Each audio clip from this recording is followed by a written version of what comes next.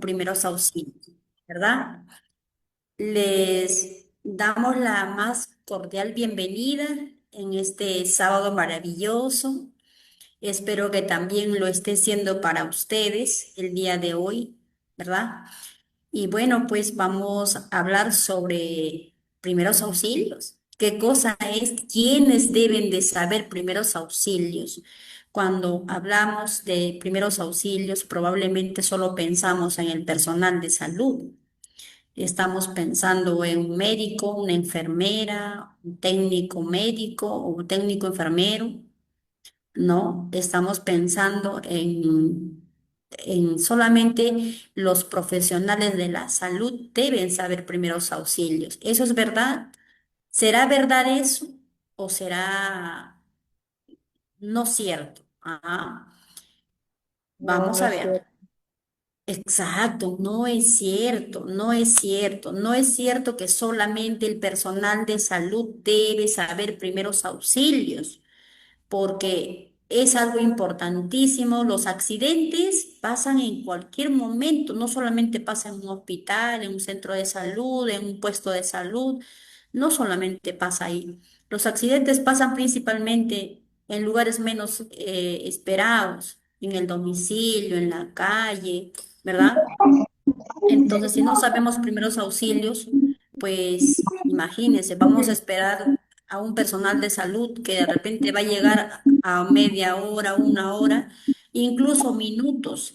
Esos minutos son valiosos. Para algunas personas serán minutos, pero para la persona que lo está padeciendo o está en peligro, esos minutos son sumamente importantes. ¿Pueden apagar sus audios, por favor? Apaguen sus audios. Milagros, apaga tu audio. Milagros. Ya, vamos entonces. Entonces hablábamos de los primeros auxilios. Muy bien, entonces mira, vamos con la siguiente diapositiva. En principio vamos a ver qué es una emergencia y qué es una urgencia, ¿verdad? En primeros auxilios tenemos que saber qué cosa es una emergencia y qué cosa es una urgencia para poder nosotros de esa manera canalizar, brindar nuestra atención, hacer derivaciones, es sumamente importante, ¿verdad? ¿Qué cosa es una emergencia? Una emergencia implica el riesgo de vida de la persona, que la persona se puede morir en minutos. Esos 1 minuto, 2 minutos, 3 minutos puede ser perjudicial para la persona, ¿no? Puede perder la vida, ¿cierto? Y eso nos quiere decir a nosotros que requiere una atención inmediata, inmediatamente, que el personal de salud pueda derivarlo para que el profesional médico haga la intervención necesaria según su evaluación y su valoración, ¿no? Entonces, una emergencia es algo que la vida de la persona está en peligro, que se puede morir, ¿verdad? Y una urgencia es una persona que requiere una atención médica, sí, pero puede esperar minutos. Además, se puede hacer tratamientos con, de repente, si es del dolor, pues con algún analgésico intramuscular, intravenosa, ¿verdad? No implica riesgo de vida, donde la persona con un tratamiento y una intervención de repente o algún medio distractorio todavía puede tolerar, puede soportar, ¿verdad? Todavía puede soportar. Eh, Nos da tiempo de poder hacer el traslado, de poder hacer otras intervenciones, otros exámenes probablemente, ¿verdad?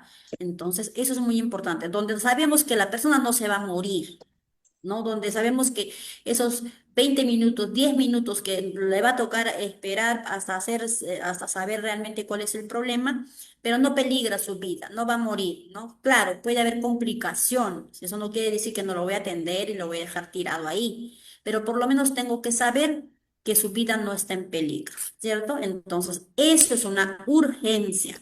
Muchas veces tenemos personas que quieren que se la atienda ya mismo, ¿no? Dicen, sí, pero me estoy muriendo. Mira, yo comprendo a veces que muchas veces, en honor a la verdad, debo decirlo, que cuando me han dicho pacientes, tengo seguro, señorita, pero en el seguro no me hacen caso, me está doliendo o tengo este problema y no me hacen caso. Y es más, como le digo, diciendo la verdad, les he dicho, bueno, pues haz como que te están muriendo.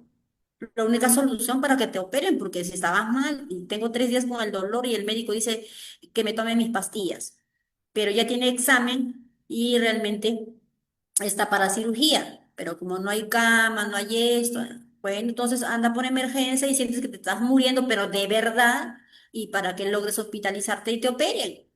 De verdad que alguna vez me tocó hacer eso, ¿no? Porque es que a veces nosotros tenemos, hablando, pues,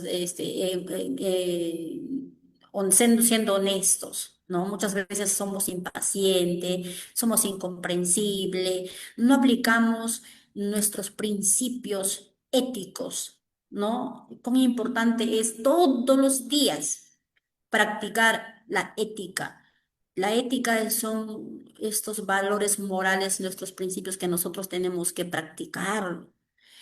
Ahí dentro de esos principios de la ética, ¿qué cosa está? La moral, la responsabilidad, la empatía. Entonces, como eso nos hace falta, la única solución del paciente es hacer como que se está muriendo. ¿Verdad? Pero hablábamos en primeros auxilios, nosotros como personal de salud, pues en un caso de accidente, tenemos que saber diferenciar, tenemos que hacer una buena evaluación para que nuestros pacientes reciban una atención oportuna, ¿verdad? Atención oportuna y un tratamiento correcto. ¿Cómo se clasifica? ¿No? Hablando del triaje en la clasificación de urgencias para definir la gravedad de los pacientes en el tiempo de atención, tiene sus clasificaciones. Hay una clasificación donde hablamos de la emergencia, ¿no? En el primer lugar, que es una emergencia. En segundo lugar tenemos también emergencia, pero mira, está con color amarillo. Estos colores nos dicen a nosotros el tiempo de atención que debe tener un paciente cuando es en una sala de emergencias, en un lugar donde es emergencia, ¿no? Los emergencistas manejan mucho esto, ¿verdad? Entonces, estos colores, el color rojo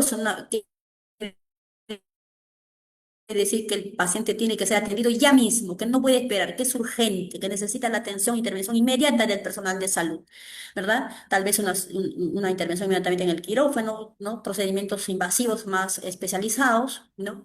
Y el amarillo estamos hablando de una emergencia secundaria, donde el paciente todavía en tiempo de atención puede durar 10 15 minutos, ¿no?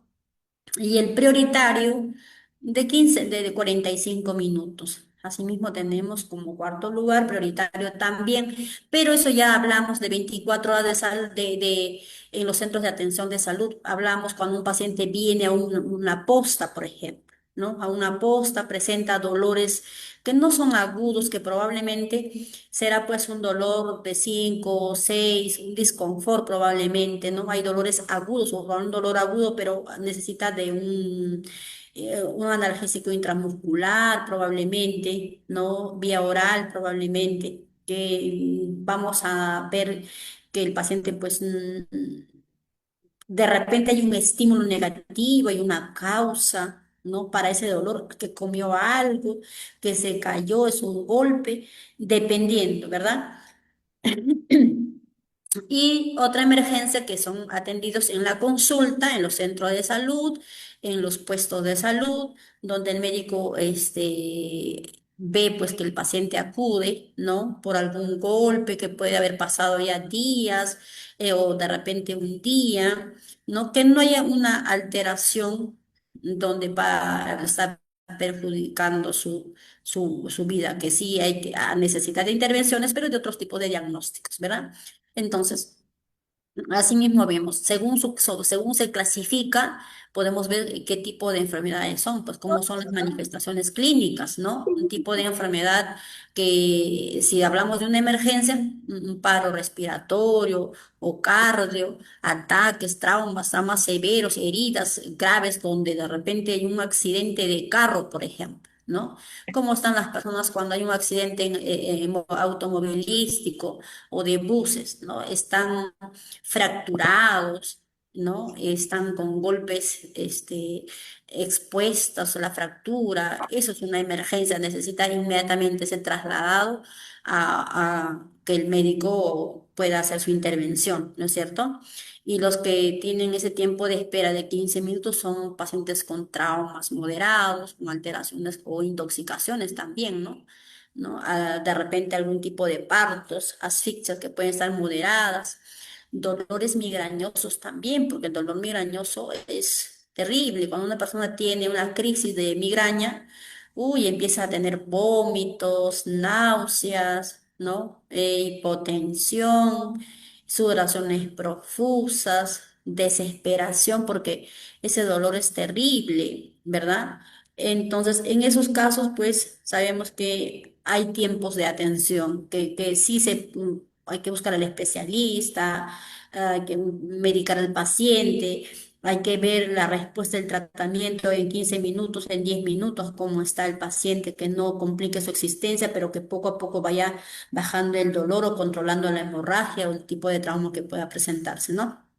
Entonces, estas atenciones están dirigidas a proteger la vida del paciente, naturalmente del usuario, ¿no? Hay que disminuir las complicaciones y también pues que no se agrave su salud, porque nosotros como personal de salud, nuestro trabajo es cuidar la salud de toda la población, de todas las personas. Todo ser humano tiene derecho a la vida y a la salud. Y nosotros como personal de salud, nuestra prioridad es justamente eso, recuperar su salud del usuario, ¿verdad?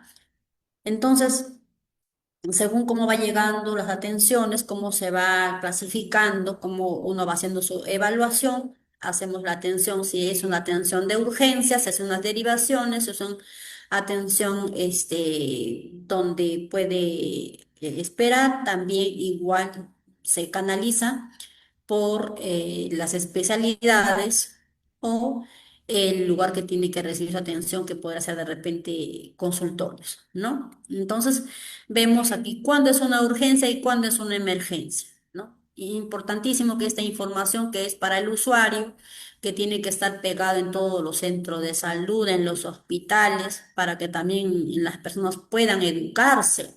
Eso no solamente lo tengo que saber y yo. ¿No es cierto? Eso lo tiene que saber los usuarios para que ellos también puedan saberlo, porque muchas veces vienen pacientes y de repente no es una emergencia, solo es una urgencia, pero ellos no van a entender eso porque lo que quieren es que le cures, que le mejores, que lo atiendas, ¿verdad? Entonces, nosotros tenemos que educar a la población también para que ellos también colaboren, pues, porque nosotros cómo vamos a superar los problemas si nosotros no educamos a la población.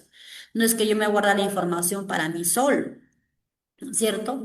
Entonces hay tiempos de espera, atenciones inmediatas, tiempos de esperas de 0 a 15 minutos, ¿no? Tiempos de esperas de 15 a 45 minutos, según sea la problemática. Dificultad para respirar, en cualquier causa, es una atención inmediata, ¿no es cierto? Porque se puede morir, pues si hay una dificultad respiratoria de repente por asma, ¿no? Se cierra todas las vías respiratorias, se inflama y necesitamos una atención inmediata porque si no, ¿cómo el pulmón va a poder oxigenar la sangre y el corazón cómo va a trabajar? Una frecuencia cardíaca elevada, ¿no? Entonces siempre tenemos que ver esos tipos, hacer una buena valoración, ¿no? Según esas valoraciones que nosotros hagamos, podremos hacer una buena intervención también. Y así mismo, estos colores son para información del usuario, para poder, eh, que ellos también sepan, ¿no? ¿Cuándo es una emergencia? ¿Cuándo no es una emergencia? ¿Cuándo, qué cosa es una atención inmediata? Inmediata, ¿verdad? Entonces, vamos a ver el concepto de primeros auxilios. ¿Qué dice? ¿Qué cosas son primeros auxilios? Ahora que ya sabemos cuándo es una atención inmediata, cuándo es una urgencia, ¿no? Son todas estas medidas, ¿no? Medidas que uno toma o acciones que uno hace, que realiza, ¿no? La persona que está capacitado puede ser no necesariamente un profesional de la salud. Todos tenemos que saber primeros auxilios. La persona que sabe que está capacitado en esos momentos de situación problemática va a saber resolver el problema, va a saber qué medidas tomar o cómo actuar ante ese momento que está ocurriendo en el lugar, que está ocurriendo el accidente, ¿no? Que puede ser de repente una caída, una descompensación, un atragantamiento, va a utilizar el material necesario, práctico, y es más, si no hay el material que realmente tenemos que usar, una camilla, por ejemplo. Si no hay una camilla de traslado, ¿qué se hace? Pues agarras una manta entre cuatro personas. Yo recuerdo que en la sierra, ¿cómo hacían las personas para bajar al hospital de un lugar de 2 horas, 3 horas de camino a un paciente que se había caído el cerro encima de él y se fracturó, le cercenó la pierna? ¿Qué hizo las personas que sí sabían de primeros auxilios, ¿no? Un señor fue y rompió la tela inmediatamente, hizo un torniquete y con la frazada con dos palos amarrados entre cada punta y empezaron a bajar con una camilla improvisada, ¿verdad? Pero la idea es salvarle la vida al paciente, a la persona, a la persona que está en problemas, ¿no? Hasta que en este caso fue un traslado al hospital más cercano. Pero nosotros también podemos hacer nuestra intervención mientras tanto se va llamando a las líneas de emergencia, ¿verdad? Pero vas ayudando a que la vida de la persona no pierda la vida, pues no se complica su existencia. Bien, entonces esos son primeros auxilios. Toda medida o acción que haga la persona que está capacitado en el lugar del accidente, incluso improvisando con materiales, porque no siempre se tiene, es una emergencia, es una situación problemática, no tenemos muchas veces los materiales necesarios. ¿Cuál es el objetivo de hacer o de saber primeros auxilios? ¿No? Evitar la muerte. Claro, ese es el principal objetivo, que la persona no fallezca. Impedir que se agraven las lesiones, porque mira, si nosotros no sabemos primeros auxilios, no actuamos en el momento correcto, la persona probablemente no muere, pero sí queda con lesiones graves, se complica. Entonces ya no va a ser una persona que no va a morir, pero va a vivir pues de repente con una postración prolongada, con daños cerebrales, con XX cosas, se complica su salud, ¿no? Entonces tenemos que evitar más lesiones de los que ya se produjo, ¿verdad? Aliviar el dolor, evitar infecciones o lesiones secundarias. Tenemos que ayudar a facilitar la recuperación de la persona que está sufriendo del lesionado. Para eso tenemos que nosotros saber primeros auxilios. Esos son los objetivos de primeros auxilios. Entonces, antes de los primeros auxilios que debemos saber, vamos a ver aquí los protocolos, pues, ¿verdad? El protocolo PAS. ¿Qué cosa es el protocolo PAS? Proteger, alertar y socorrer, ¿verdad? Cuando nosotros tenemos una emergencia, ¿no? Tenemos que inmediatamente a la persona que está accidentada, ¿no? Y nosotros mismos protegernos. Porque ¿qué sucede Sí. cuando hay un accidente? Imaginémonos que alguien se cayó. Apaguen sus audios, por favor. Que se cayó una persona. Entonces, todos somos curiosos. Eso es natural en el ser humano, ¿verdad? Nos llama la curiosidad y comenzamos a aglomerarnos, ¿no? De repente no sabemos cómo actuar porque estamos nerviosos, porque nunca habíamos visto una situación así. Entonces es normal que reaccionamos con que queramos visualizar, ver. Hoy en día está muy de moda, ¿no? Que la gente lo primero que hace antes de socorrer, antes de proteger, antes de alertar, lo primero que uno hace es agarrar el móvil, grabar. ¿verdad? No está malo, bueno, son evidencias, pero ¿no sería mejor hacer una intervención? ¿No sería mejor saber primeros auxilios para yo saber que ante este accidente no me tengo que poner, todo no puede estar aglomerado, tengo que proteger la zona, tengo que proteger al paciente, me tengo que proteger a mí? Entonces, lo primero que tengo que hacer es, por favor, manténganse tranquilos, calmados, ¿no? Que se retire, que te acompañe alguien nada más para que puedas proteger la zona y también la posición del paciente según sea la problemática, ¿no? Inmediatamente llamamos a los servicios de emergencia. Cuando hacemos la llamada al servicio de emergencia, nunca se debe colgar el teléfono, ¿no? Marcas el número, si estás con alguien que te ayude inmediatamente, ¿no? Que llame la línea de emergencia y poner en altavoz si es que estás solo, ¿no? Y vas haciendo los primeros auxilios. ¿Qué cosa? De repente ponerle una postura adecuada, ver pues el paciente, el estado de conciencia, si está respirando, si hay pulso, mientras vas dando todos los datos, porque ya te contestó la línea de emergencia y te va a preguntar dónde es. ¿Qué es el paciente? ¿Es un varón? ¿Es una mujer? ¿Qué edad tiene? ¿Cómo está vestido? ¿Qué tipo de fractura? ¿Cómo está? Todo eso es simultáneo. Simultáneamente vamos haciendo, brindando la información y también dando los primeros auxilios, ¿verdad? Eso es el paso, ¿ya? Ahora, mantener la serenidad ante todo, ¿verdad? Si no estamos acostumbrados todo el tiempo a ver situaciones así, como cualquier ser humano, reaccionamos a un estímulo negativo o positivo también, ¿no? Entonces, el proteger al paciente es avisar y socorrer. Vamos nosotros mismos al personal accidentado, vamos a poder eh, siempre que no tengan contacto con fluidos, que no intervengan si no saben, que no se aglomeren, que mantengan la calma, que mantengan la calma. Hay que verificar las condiciones seguras donde de repente yo voy a decir a las personas, por favor, aléjense tranquilos que no pasa nada, ¿no? Vamos a llamar a línea de emergencias, vayan llamando, yo marco, ustedes llamen, yo voy a hacer la intervención, pero todo tranquilo, ¿no? Pero también tengo que vigilar que si en el entorno no hay algo que puede, de repente, algo que está peligrando, que puede ser como un riesgo también, ¿no? De repente, si estamos en un lugar donde se cayó el techo, pero hay una ventana que se va a caer, yo tengo que, pues, asegurar la zona, porque si no, también se va a caer en mí encima y va a ser otro problema más, ¿verdad? Entonces tengo que ver que esas condiciones donde el accidentado está esté segura, zona segura, ¿no? Porque si no, también nosotros, en vez de ayudar, vamos a convertirnos, ¿qué cosa? En víctimas, ¿no? Porque si solamente tu mente está en ayudar, en proteger y no te has dado cuenta que ese muro se va a caer, o que está por caer un vidrio, o que de repente al costado detrás tuyo, ahí también hay un vidrio, ¿no? O hay un hueco tal vez, o está muy movediza la tierra.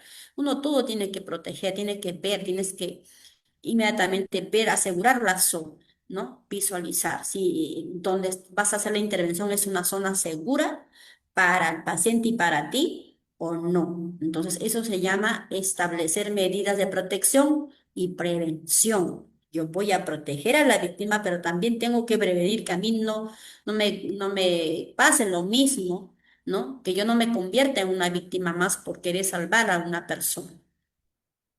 Y todo eso se hace pues cuando uno tiene la serenidad, mantienes la calma, no te desesperes. La persona que tiene que intervenir no se puede desesperar, ¿verdad? Entonces, avisar, como ya les mencionaba, todo es simultáneo. Llamamos a cualquier línea de emergencia, la que te sepas inmediatamente, ¿no? La ocurrencia que tienes que comunicar lo más rápido posible, ¿no? Inmediatamente te van a preguntar qué tipo de accidente, dónde es el accidente, quién es la persona accidentada, ¿no? ¿Quién es la persona? Ahora, para todos los accidentes llamamos a emergencias dependiendo. dependiendo si es una fractura, es una caída, es una hemorragia, es un corte, es un envenenamiento y en tus manos no está poder trasladarlo y tienes que llamar a las líneas de emergencia, ¿no? Según sea pues el traumatismo, el problemático que se pueda presentar en esos momentos. Entonces siempre vamos a dar lugares, referencia o datos del lugar exacto, pero ¿cómo? Si de repente yo estoy trabajando ese día nada más, yo no me grabo, yo no estoy pendiente de la avenida, cuál es la transversal, ¿no? No sé el número probablemente.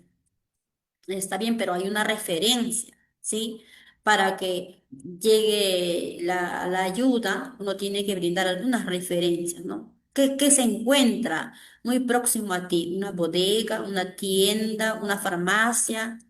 ¿Hay un edificio? ¿Qué hay? ¿Qué hay cerca tuyo? ¿Qué has visualizado durante el trayecto que has tenido? ¿Qué está más cerca a ti? ¿No? Para que la ayuda llegue mucho más rápido el tipo de accidente que es. ¿Qué accidente es? ¿Una quemadura? ¿Es una caída? ¿Es una fractura expuesta? ¿No? O es una persona que tiene problemas cardíacos, probablemente, ¿no? ¿Cuántas cantidades de herida tiene? Toda esa información tenemos que nosotros brindar mientras que vamos haciendo la atención a la persona, ¿no? Quien llame, dice, quien llame, saber qué datos brindar, localización exacta de los hechos, persona involucrada, estado en el que se encuentra, tipo, gravedad de emergencia y ser el último en colgar. ¿Se dan cuenta?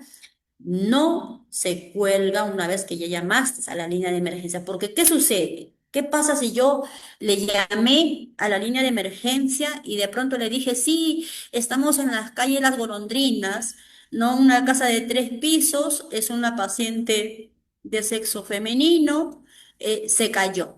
Se cayó, por favor, venga rápido que yo me encuentro solo y estamos, ya mismo quiere atención.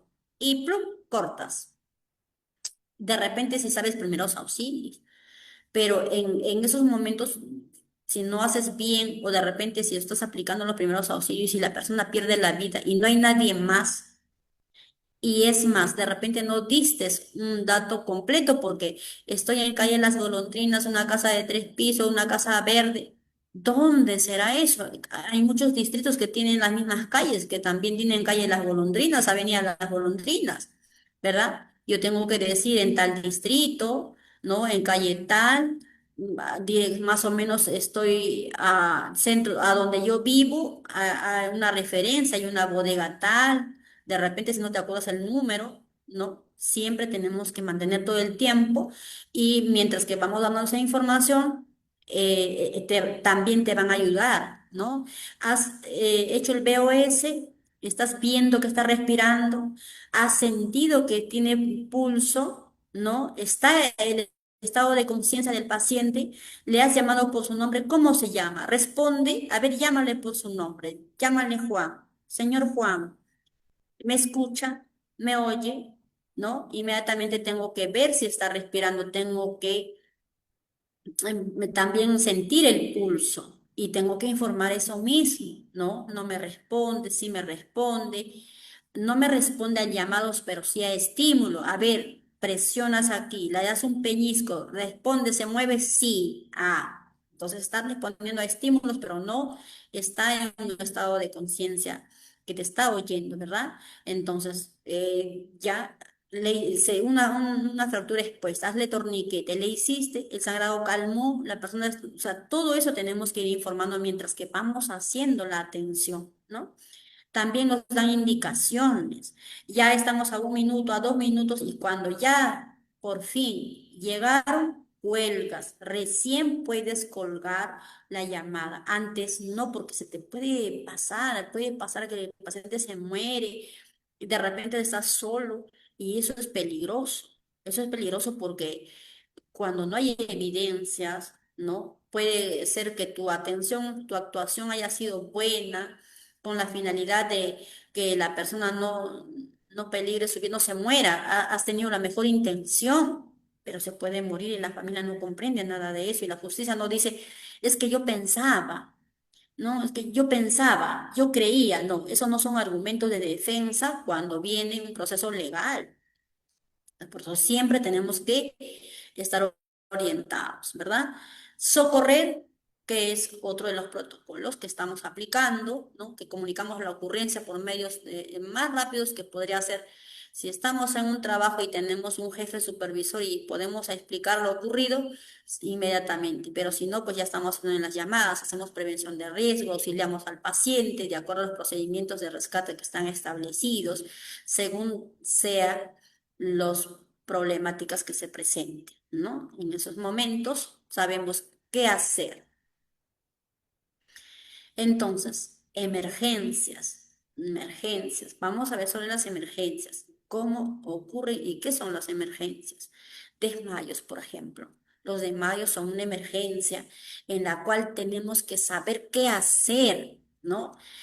Los desmayos son esa pérdida de repentina del conocimiento que duran minutos, ¿no? 2 minutos, 3 minutos, probablemente donde la persona se descompensa. ¿Y por qué puede ser una descompensación? ¿Por qué se puede desmayar una persona? Aquí tenemos un ejemplo, pues por hipoglucemia o otras causas. Si sucede Sucede que sí, muchas veces las personas estamos sometidos en la ciudad, probablemente es mucho más complejo porque la gente vive sujeto a mucho estrés. El tiempo es demasiado corto. Si tienes niños pequeños, probablemente ni siquiera tomas desayuno, de repente tienes problemas, ni hambre te da, te vas a trabajar sin tomar desayuno, no almuerzas y de repente en la tarde tienes que ir a una capacitación, tampoco te dio tiempo porque estabas trabajando full y te vas a la capacitación. En plena capacitación te descompensas, claro, porque tu cuerpo no ha recibido alimento, no hay energía, no hay alimentos, nada, y ha utilizado la reserva del día anterior, ¿no? Y ya lo has gastado en demasía porque estás de un lado a otro en el trabajo, entonces pues te falta glucosa, ¿no? Hay una hipoglicemia y sí te puede desmayar, ¿no? Pero también puede ser por otras causas, de repente estás con anemia, ¿no? De repente es mucho estrés y no estás oxigenando bien tu cerebro, estás con mucho estrés, también puede ser. ¿Cuáles son estos síntomas que se presentan inicialmente en los desmayos? Mareos, pérdida de conocimiento, ¿no? Y cómo podemos tratar, qué podemos hacer, ¿no? El tratamiento y primeros auxilios, lo que tenemos que hacer ante un desmayo es poner a la persona, ¿no? Que si se desmaya, echarlo, ¿no? Y levantar la pierna. ¿Por cuántos minutos? 10, 15 minutos, ¿no?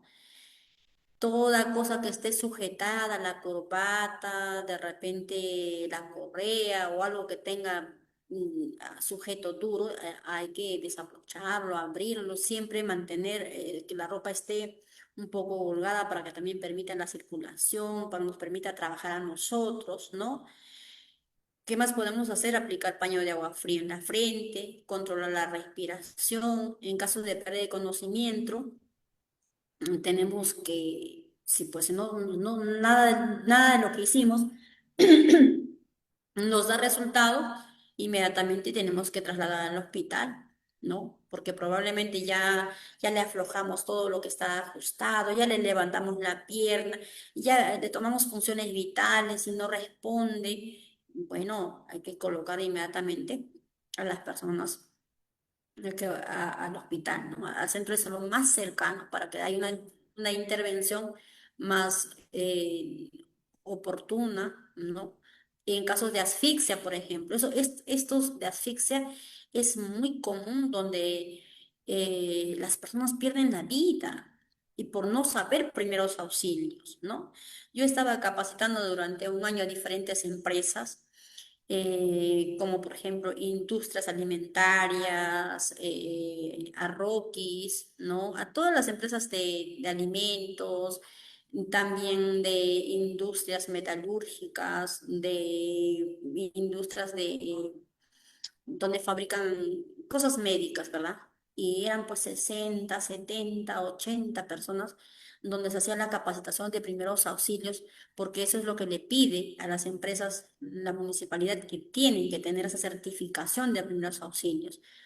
¿Y por qué? Porque en los centros donde las pollerías, por ejemplo, hemos ido a capacitar muchas veces aquí en Lima, en San Isidro, en Miraflores, en Magdalena, ¿no? Eh, a estos lugares y ahí van gente a comer, pues. Las personas van a comer y en muchos casos se ha visto donde se atragantó un pedazo de pollo y se murió, porque nadie sabía cómo reaccionar. Todo el mundo estaba o filmando o corriendo para acá, para allá, pero no saber qué hacer. Y lo clásico es que nos han dicho que cuando te atragantas te tienen que dar golpes en la espalda, ¿no? Antes de hacer la maniobra de Heimlich, ¿verdad? Entonces le decía que eso es algo importante que tenemos que saber. ¿Por qué? Porque esto ocurre cuando una persona de repente está comiendo rápido y comienza a hablar, aspira, se aspira y se queda un trozo de pollo ahí atragantado. Ahora, hay atragantamientos parcial y total, ¿no? En el parcial todavía ocurre que la persona tiene la oportunidad de buscar ayuda, ¿no? Se lleva la mano al cuello y inmediatamente está dando poquitos gritos o de repente está tocando a alguien, busca ayuda. Eso es porque este cuerpo extraño no ha tapado completamente las vías respiratorias, ¿no? Está todavía, le da la oportunidad de oxigenar, ¿no? En cambio, cuando es un atragantamiento total, completo, el desmayo es súbito. Inmediatamente la persona se descompensa, no tiene ese tiempo de pedir ayuda. Incluso cuando hay una asfixia con cuerpo extraño pequeño, todavía puedes ir a la silla o al mueble, al brazo y darte un, ¿no? Ahí y sale el cuerpo extraño. Pero cuando es atragantamiento completo, no ocurre eso. No hay tiempo. Inmediatamente se bloquea, ¿no? El aire, ya no hay aire en el cerebro y la persona se desmaya. Entonces, ¿qué hacer en esos casos, no? En cuanto a la asfixia, pues nosotros tenemos que saber primeros auxilios porque esto contribuye a que el conducto respiratorio que está bloqueado, ¿no? Por ese momento, por un trozo de alimentos, ¿no? O cualquier objeto pequeño, nosotros podemos sacar inmediatamente con esta maniobra, la maniobra de Heimlich, ¿verdad? ¿Cómo se hace? Es facilísimo, nos colocamos detrás de la persona con un pie atrás, otro adelante para mantener la fuerza y el equilibrio. Siempre, nunca nos vamos a parar con la pierna abierta. No, nunca. Si te paras con la pierna abierta detrás de la persona, no vas a tener fuerza ni equilibrio. Fuerza y equilibrio necesitamos con un pie adelante, otro atrás y ponemos la mano por la cintura, el contorno de la cintura, por donde está la apófisis sifoides, ¿no? Entonces, ¿cómo voy a hacer la maniobra de Heimlich? Mira, mis puños están acá. Este puño aquí, donde está el dedo gordito, ¿no? Yo voy a poner en esta posición a la apófisis sifoide. Y con esta mano yo voy a presionar hacia adentro y arriba, ¿no? Hacia adentro y arriba, con fuerza, con mucha fuerza, porque en el estómago hay aire. Cuando haces presión, esa aire ayuda a expulsar el cuerpo extraño, ¿no? De Me repente en una no, en dos, en tres, va a salir ese cuerpo extraño. Tiene que ser rápido, con mucha fuerza, ¿no? Ahora, eso será pues un paciente que está un poco más de peso de ti, de tu tamaño, pero hay pacientes demasiado obesos, también hay embarazadas, ¿no? Con esos tipos de problemáticas. Bueno, ahí ya es otra técnica, ¿no? Donde vamos a echar al paciente, vamos a hacer presión para que pueda expulsar ese cuerpo extraño, ¿verdad? Entonces, esta maniobra de Henry es buenísima. Tenía un paciente que medía 2 metros, no, 1,92 m, moreno, y él todo el tiempo tenía hambre, todo el tiempo tenía hambre, ¿no? O sea, le damos desayuno, pero él nunca se llenaba. Entonces la técnica venía con su desayuno, con su pan. y su avena. Y él ya había visualizado dónde dejaba el pan y la avena. Ya había visualizado, todos los días ya sabía ya. Entonces lo teníamos amarradito en una silla. Se le amarró en una silla de plástico, amarradito él. Él agarró la silla, se paró y se fue a sacar el pan y dijo, pues me van a encontrar, me van a descubrir, ¿no? Y se empezó a atragantar así rápido. Terminé de atender un paciente, me doy la vuelta, estaba ya cianótico, así con los ojos bien salido el morenito. Inmediatamente, no sé dónde me salió la fuerza, rompí la puerta con mucha fuerza, lo paré al morenito y yo me paré soy pequeña, yo no soy grande, yo mido 1,92 m, perdón, 1,52 m, soy bastante pequeña. Y me puse detrás de él, así como ustedes están viendo la imagen acá, ¿no? Él estaba más arriba, claro, porque es alto y le hice una maniobra, pero con toda mi fuerza, como diría mi mamá, con toda mi alma. Presioné tanto, puse el puño, una, dos, en la tercera, botó el trozo de pan. Medio pan, así completo, salió ahí, ¿no? Y mira, pues, no perdió la vida, pero ya estaba cianótico. Yo me fui de ese lugar, me encontré al poco tiempo con una de las técnicas que trabajaba y le digo, hola, ¿cómo estás, Melba? ¿Y cómo están los pacientes? ¿Y qué fue de Luis? Me dijo, falleció. Falleció, me dijo, en su ley. ¿Cómo es eso en su ley? Bueno, él era trago, me dijo, y así es que se asfixió. Nadie supimos hacer primeros auxilios, la maniobra de James, nadie supo qué hacer. Me dijo, se tiró al piso, se puso cianótico y falleció. Imagínense. Al final sí falleció por una asfixia, pero ¿por qué? Porque no sabían hacer esta maniobra, ¿verdad? No hay que tenerle miedo. Es simplemente actuar inmediatamente, solamente es colocar la mano bien, presionar fuerte, eso te puede ocurrir hasta en tu casa, ¿no? Incluso uno a veces se atora hasta con el agua, con la saliva, porque estamos hablando muy rápido, porque estamos de repente, estamos tragando algo y queremos hablar, ¿no? Y es tedioso eso, ¿verdad? Entonces, cuán importante es saber cómo actuar en estos casos de asfixia, que puede ser total o parcial. ¿Qué hacer con las heridas, por ejemplo? Otra de las problemáticas que se presentan en los primeros auxilios que debemos nosotros saber aplicar cuando hay estas lesiones, ¿no? Pues las heridas pueden ser de consideración, como por ejemplo cuando ya hay destrucción de la primera, segunda capa de la piel, ¿no? Ya hay esta lesión donde se ha perdido gran parte del tejido, que puede ser por cortes, desgarros, rasguños, contusiones, qué sé yo, ¿no? Entonces, ¿qué hacer en esos casos? Siempre uno debe tener, pues, gasa, vendas, eso en nuestra casa tenemos que tener, porque acuérdense cuando vienen esos desastres, dice tu mochila de emergencia. ¿Y qué tiene la mochila de emergencia? Agua, galleta, atún. Ya, ¿y dónde está la gasa? ¿Dónde están las vendas? ¿No? ¿Dónde está el alcohol? No está. También es parte de los primeros auxilios, parte del botiquín. Toda empresa lo debe tener y en nuestra casa también, porque yo tengo que saber qué hacer, qué hacer cuando hay una herida como esto, por ejemplo. Dejarlo así expuesto, no. Hay que limpiarlo, hay que lavarlo, hay que protegerlo, porque ya hay una destrucción de la primera capa de la piel, ya está lesionado la piel. Entonces, si hay un contacto con algo contaminado, se va a infectar, ¿no? Se puede infectar y de repente está en un vaso, peor aún. Entonces, tenemos que cubrirlo. Si hay una hemorragia, tenemos que presionar, tenemos que hacer torniquete, inmediatamente trasladar a la persona al centro de salud más cercano, ¿no? Entonces tenemos que saber actuar en determinados momentos. ¿Qué no debemos hacer cuando hay heridas? No tocar las heridas con las manos sucias, porque acuérdense que ya hay una destrucción, ya ahí hay un campo de interferencia.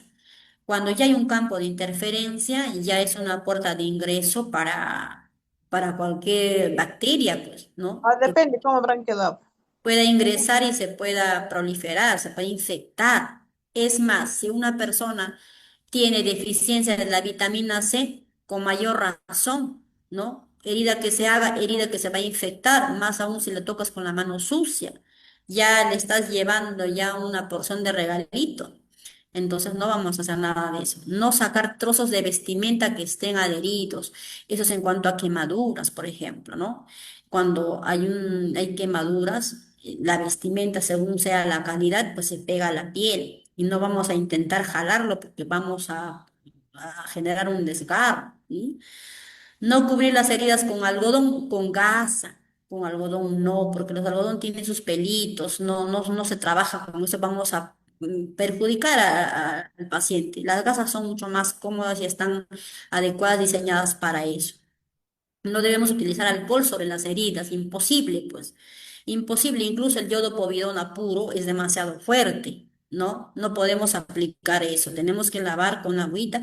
Incluso el agua de caño que viene con bastante cloro, quema, arde. Aquí en la ciudad el agua es tratada, no es como en nuestro pueblo, en nuestra localidad más, menos contaminado, que aquí todavía en la ciudad el agua que uno abre huele a lejía. No podemos beberlo, no podemos utilizar para una herida abierta cuando te cortas con el cuchillo, le pasas, quieres lavarte la mano, quema, arde, es por el cloro, ¿no?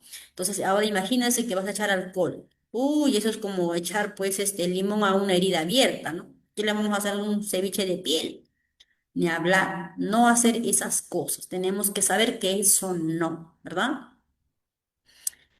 Y si hubiese hemorragias, por ejemplo, ¿no? Porque hay heridas hemorrágicas. ¿Cuándo vamos a diferenciar qué es una hemorragia arterial, venosa o capilar? Aquí tenemos, por ejemplo, las hemorragias. Una hemorragia arterial donde vamos a ver que la sangre sale con fuerza y el color es un rojo brillante. Es un rojo vivo, decía mi abuela, ¿no? Es un rojo vivo, es una arteria, eso es, ese rojo brillante, eso es la arteria. Entonces, cuando es una hemorragia arterial, es complicado, es complejo, pues porque la arteria es la que lleva sangre a todos los capilares, a todos nuestros cuerpos, para mantener oxigenado y para mantener una piel bella, tersa, humectada, viva las células, ¿verdad? Entonces tenemos que saber cuándo es una hemorragia arterial. Tenemos también la hemorragia venosa. Ahí vamos a ver no tan abundante, ¿no? Porque la arteria es, las paredes arteriales son fuertes por el mismo flujo sanguíneo. En cambio, las paredes venosas son mucho más delgaditas y ya vienen, ya están llevando sangre de retorno. La arteria está llevando sangre hasta la punta de los capilares, mientras que la vena está retornando la sangre para ser oxigenado al pulmón. Entonces ya es una sangre mucho más lenta y el color también es diferente. Hay una salida continua, una sangre roja pero oscurita, ¿no? Como vino más o menos, ¿verdad? Y lo otro también es considerado una hemorragia es la capilar. ¿Cuándo ocurre eso? Cuando te haces un rasmillón, ¿no? Cuando uno se va, por ejemplo, los niños sobre todo sufren ese tipo de problemas. Cuando los niños están jugando, de repente están con el short, con las meditas jugando fútbol y de pronto se dan una caída, ¿no?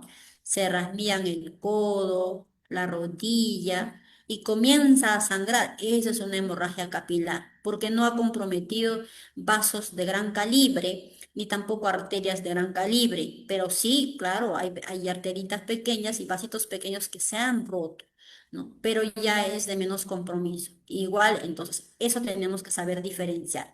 Una hemorragia arterial, venosa y capilar, ¿verdad? ¿Qué hacer en caso de hemorragias externas, por ejemplo? Que estábamos hablando de los rasmillones, ¿no? Usar guantes, hay que cubrir la herida, ¿no? Hay que poner en una posición cómoda al paciente, tenemos que evaluar la cantidad y el tipo de sangrado. ¿Qué tipo de sangrado es? ¿Ese sangrado rojo brillante? ¿Hay compromiso arterial? ¿O es un sangrado así oscuro vino que podrá ser de la sangre, de las venas, ¿no? Tenemos que controlar el sangrado con presión, ¿no? Ponemos gasa, esté limpio, presionamos para que calme el sangrado, ¿no? Por presión directa, por comprensión o por elevación. ¿cierto? Al hacer presión, si está en tus manos, elevarlo la, hacia levantar un poco para que pueda calmar el sangrado, está bien, pero siempre es por presión directa. Ahora, tampoco es que uno toque los fluidos pues con la mano directa, siempre hay que calzarse los guantes. ¿Por qué? Porque tenemos que asumir que toda persona está enferma, no nos podemos exponer los fluidos, nos podemos contagiar de hepatitis, de VIH, tantas cosas. Muchas veces las personas ni siquiera sabemos de qué estamos enfermos hasta cuando nos hacemos un examen médico. Entonces siempre nos tenemos que proteger al paciente, si bien es cierto, pero también protegernos a nosotros, porque muchas personas se han visto que a través de estas intervenciones que probablemente por la emoción, por el momento, no han utilizado los equipos necesarios y se han contagiado. Entonces, formas ya, no solamente eres un rescatador, sino también una víctima de la situación, ¿verdad? Hemorragias internas, ¿qué no debemos hacer en estas hemorragias internas? ¿No? No tenemos que dar a beber líquido, no movilizar innecesariamente, no extraer cuerpos extraños de la herida, porque si no tienes guantes, si los sacas, ese cuerpo extraño, ¿cuál podrá ser? Cuando una persona se cayó, por ejemplo, y le atravesó un fierro por el brazo, por la pierna, ¿no? O de repente simplemente un perdigón que está ahí metido y no lo vas a intentar sacar porque al sacarlo vas a provocar una hemorragia, ¿no? Mejor trasládalo al hospital y el médico sabrá cómo sacar ese cuerpo extraño, ¿no? Pero no intentes sacar, retirar esos cuerpos extraños que probablemente están ahí alojados, ya han causado lesión, pero al estar alojados ahí están presionando la arteria o los vasos, que si lo retiras se va a generar una hemorragia terrible y la persona puede perder la vida porque no vas a saber qué hacer en ese momento, ¿verdad? No comprimir el tórax y abdomen con mantas, ¿no? No tenemos que manipular los intestinos tratando de acomodarlos. Eso es en una exposición, pues un accidente de gran compromiso, ¿no? Donde las personas, incluso en una jornada de todos, ¿no? Había un señor que se había subido lo vi en un video, se había subido a robar, ¿no? Y se atracó el pantalón y por darse la vuelta para querer sacarse, porque la casa tenía púas, la reja, se da la vuelta y ese fierro se clavó en el abdomen. Ahí no hay huesos que estén cubriendo ni nada por el estilo, ante el mínimo desgarro, pues lo que va a hacer es romperle ahí, ¿no?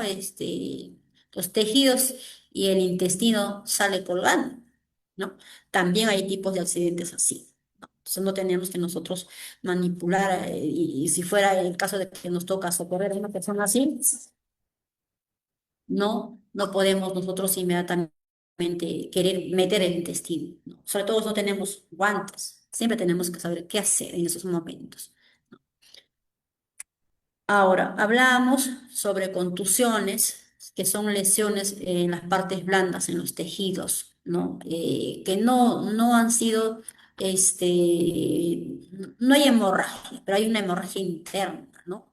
Contusiones de región muscular que puede ser. ¿Qué podemos hacer para reducir esa hemorragia interna, esa vasodilatación que internamente está causando problemas, ¿no? Que tenemos que poner pues paños fríos, ¿no? Yo tengo que saber qué hacer cuando uno se golpea, ¿no? Cuando se cae, se hace una gran cosa en la frente, en la cabeza, en el brazo probablemente, y contusiones que se están poniendo rojos y luego se van a poner morados.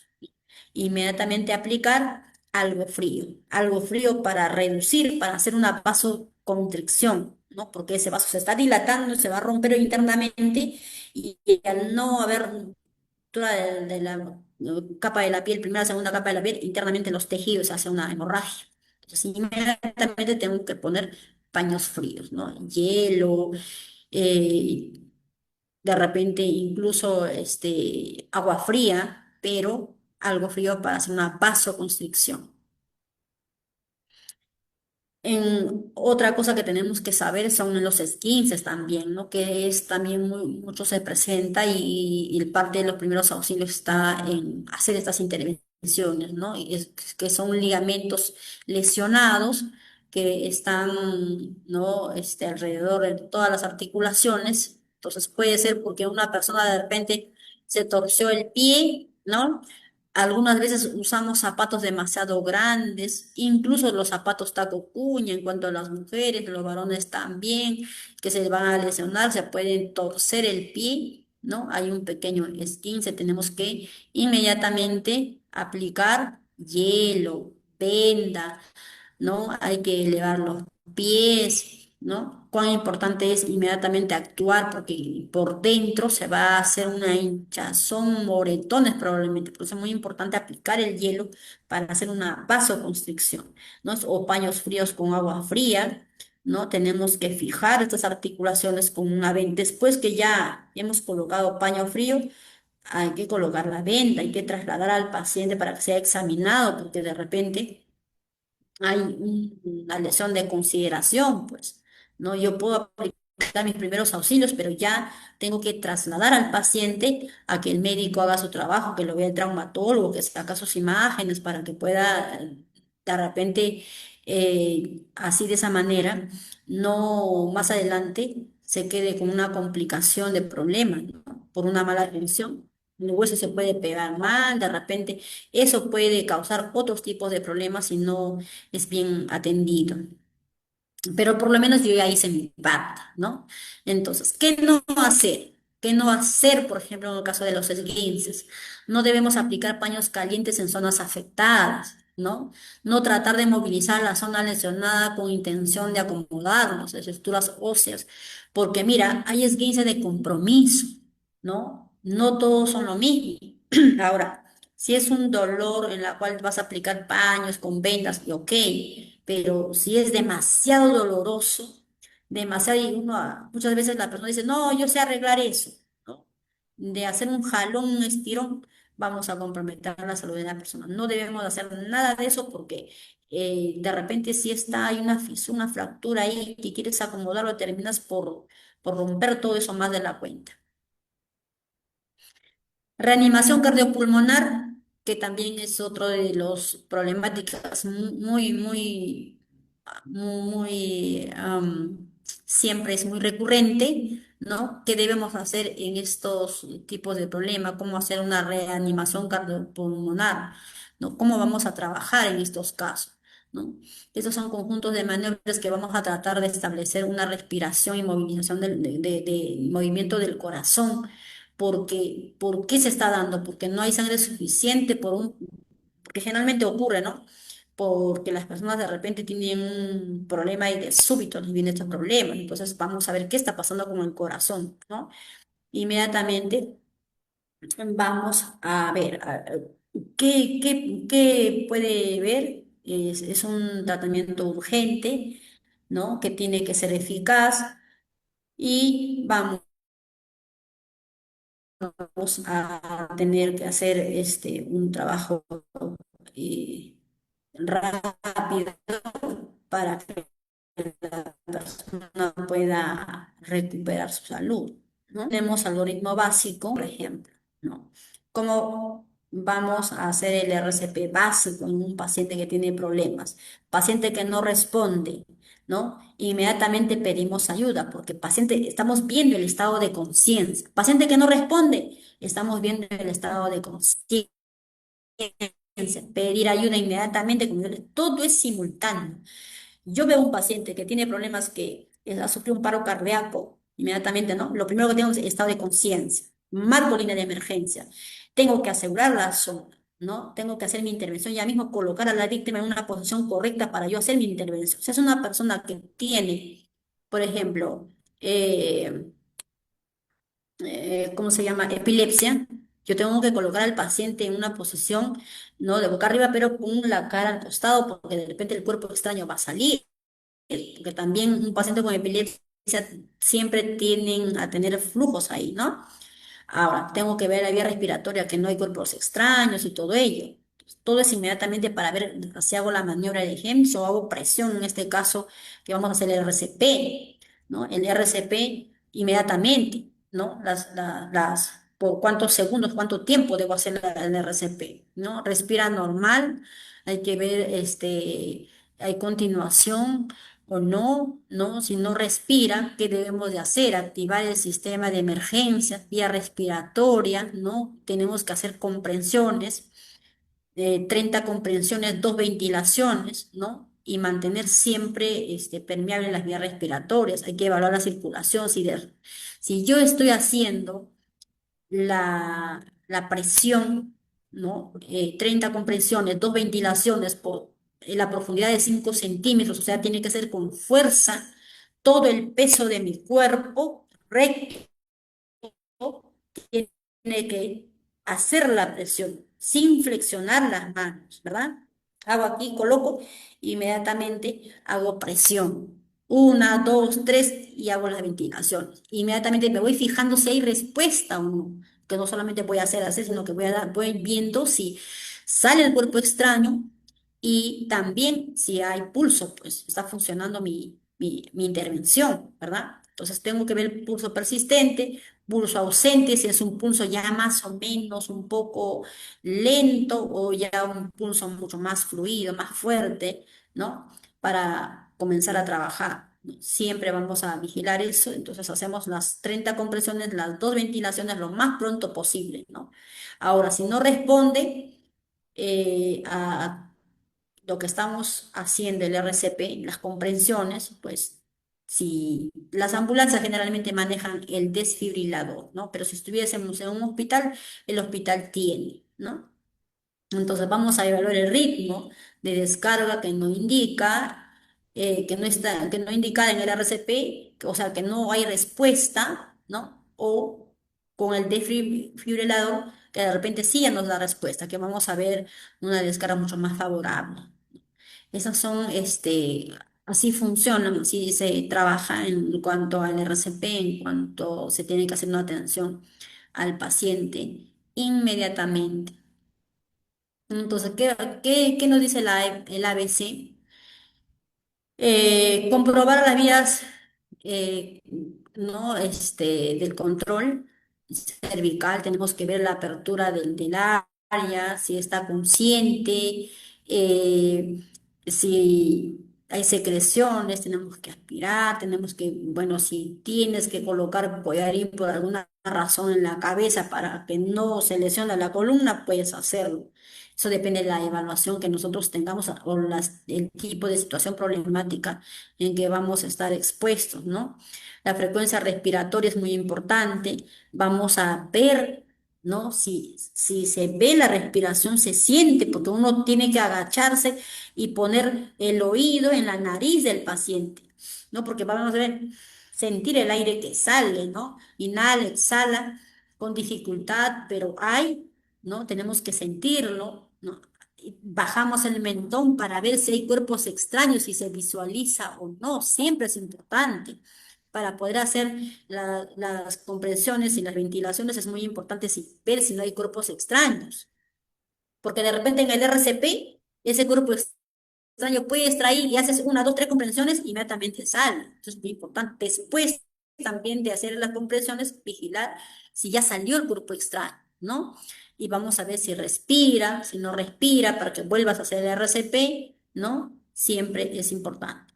C, vamos a ver el pulso, pues llenado capilar, con de temperatura en la piel, vamos a ver si hay algún tipo de hemorragia, ¿no? Vamos a ver si de repente hay un sangrado, si el paciente ya tiene pulso después de haber aplicado nuestro RCP, ¿no?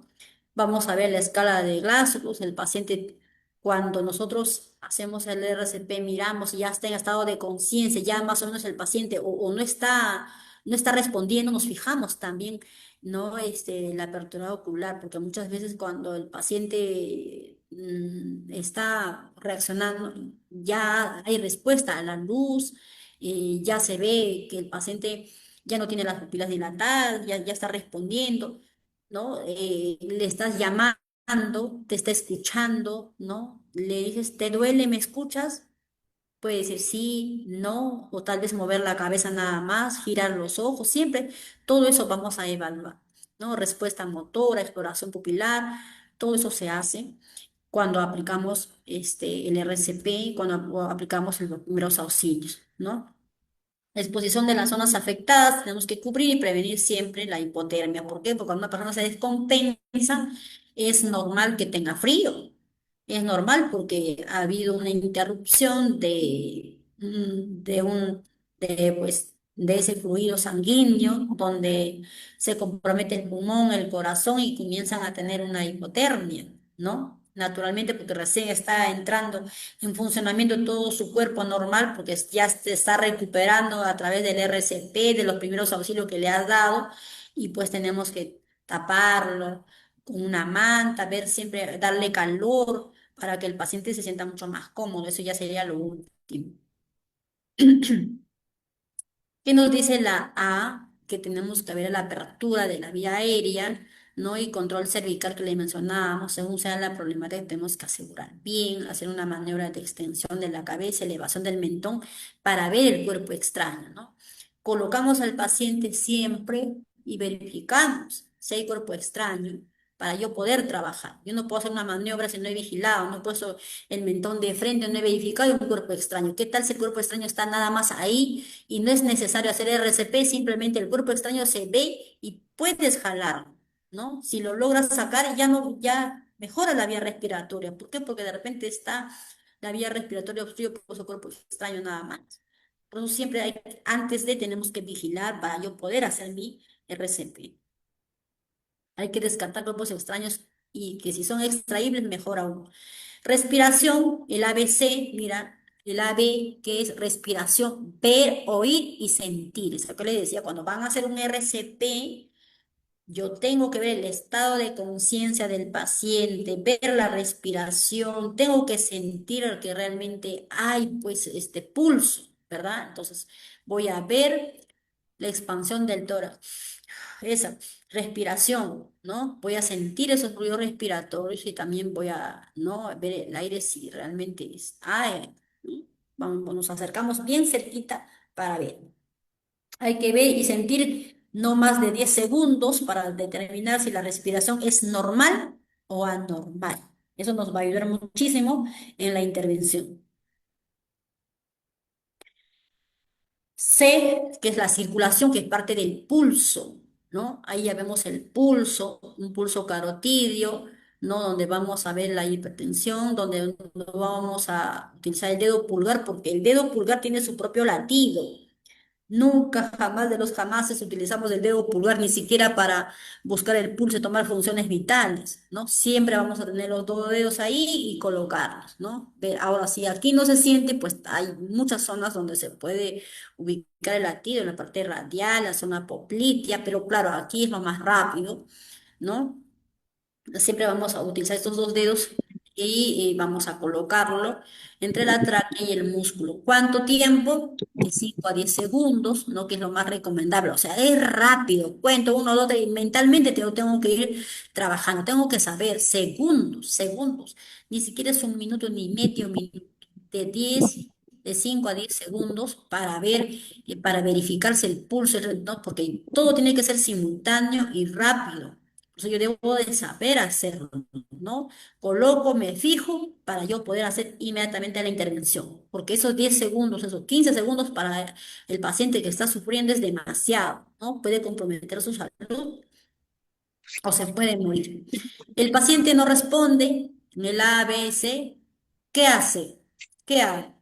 Uy, pues claro, si no responde, no hay estado de conciencia, no respira, no hay pulso, ¿qué haces? Uno se asusta y dice, bueno, se me va a morir o ya se murió, ¿no? Ese es un gran problema. Entonces, ¿qué vamos a hacer ahí? Masaje cardíaco, ¿no? Masaje cardíaco. Ahí es cuando vamos a hacer las 30 compresiones, pero con fuerza. ¿Cómo nos vamos a colocar, ¿no? Al costado lateral del paciente, ¿no? Superficie plana, nos ponemos de rodillas en lateral de la víctima, al costado, ¿no? Del paciente, ¿no? Ponemos la base, el talón de la mano aquí, ¿no? En el centro del tórax, donde está la línea de las tetillas, ¿no? Y la otra mano encima, recto, recto, completamente recto. Todo, cuando uno se arrodilla, pones recto y colocas, sin flexionar los codos, sin flexionar y tienes que darle 30 compresiones con 5 centímetros de profundidad, fuerte. En algunos casos se ha pasado que se ha roto hasta uno de los costillas, no hay problema, eso se soluciona, pero no va a perder la vida tu paciente, ¿verdad? Entonces haces esa presión hasta hundir los 5 centímetros como mínimo con la finalidad de sacar ese cuerpo extraño, ¿verdad? En posición de reanimador, aquí está. Mira la posición como nos vamos a colocar a un costado de la víctima con los codos rectos, aquí está sumamente rectos, la espalda recta. Al estar en esta posición va a pasar toda la fuerza que vas a presionar es la fuerza de tu cuerpo, ¿verdad? La fuerza de tu cuerpo para que ese cuerpo extraño pueda salir. Entonces, utilizamos el peso de nuestro cuerpo, 30 compresiones, 2 respiraciones, ¿verdad? En tiempo de COVID ya no se aplica las ventilaciones, ¿no? Solamente son compresiones, pero no ventilaciones, ¿verdad? Intentar mantener la función de los pulmones y el corazón hasta que llega a los servicios de emergencia. Voy a hacer las veces que sea necesario. Ahora, si hay otra persona y te puede reemplazar, también. Mientras que la otra persona va hablando por teléfono a la línea de emergencia, te puede reemplazar porque es cansador, es cansa, ¿no? Cansa y nos tenemos que turnar probablemente. Entonces tenemos que continuar hasta que llegue la ayuda, ¿no? Hasta lograr o sale el cuerpo extraño o llega la ayuda y nos ayuda con el desfibrilador, porque las emergencias tienen.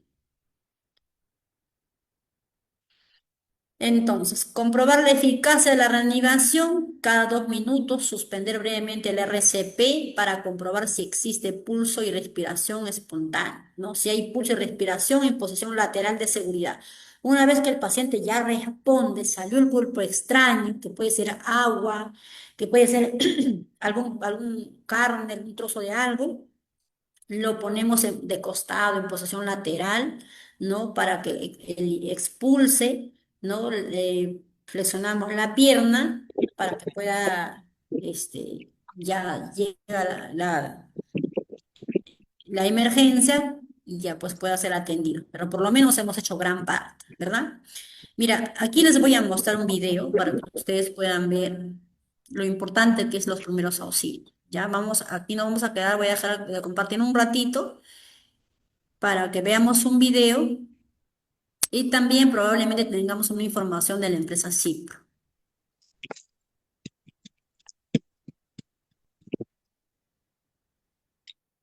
A ver, vamos a ver acá. Espera, vamos a compartir aquí.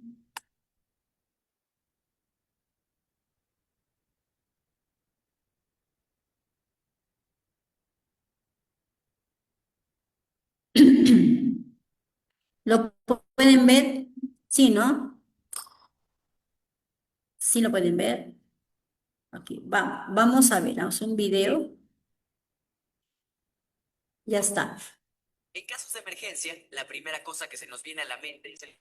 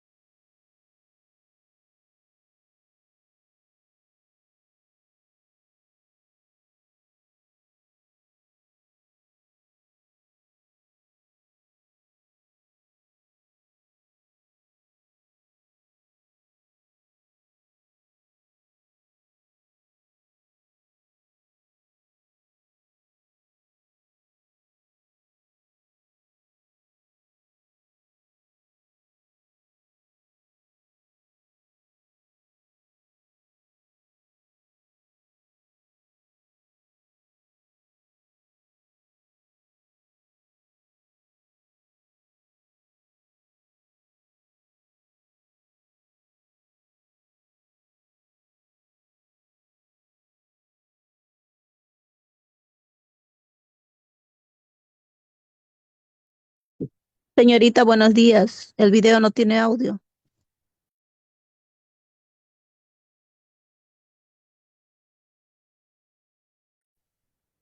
A ver, ahí está. Ah, A ver, Si nuevamente. consigue que expulse el cuerpo, habrá que practicar la maniobra de Heimlich. Si el cuerpo ingerido es cortante o punzante, por ninguna manera se debe inducir el vómito o practicar ninguna de las técnicas anteriores. Si esto ocurre, inmediatamente acude al hospital. Número 8. Si a causa de un accidente o por alguna otra razón ingeriste algún líquido venenoso, no provoques el vómito. Esto solo agravará las cosas. Lo que sea que hayas ingerido ya ha causado suficiente daño en tu esófago, garganta y demás órganos que hayan estado en contacto con él. Si vomitas, dañarás aún más el tracto digestivo. Tampoco se aconseja beber ningún tipo de líquido. Mucha gente tiene la creencia de que la leche aminora los efectos de la acidez, lo cual es completamente falso. Beber mucha leche causa que tu estómago aumente la producción de ácido y eventualmente empeore los síntomas. Lo correcto es acudir al médico, en donde dependiendo de lo que hayas ingerido, te tratarán correctamente. Lo más común es administrar carbón activado para evitar que se absorba el medicamento. El lavado gástrico también es una opción.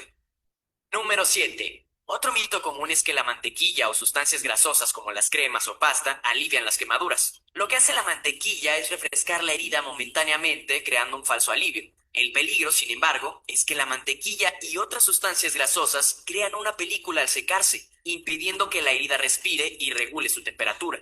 Lo que debes hacer es mantener la zona quemada dentro de agua fría durante 15 minutos. Esto regulará el calor y hará que cicatrice más rápido.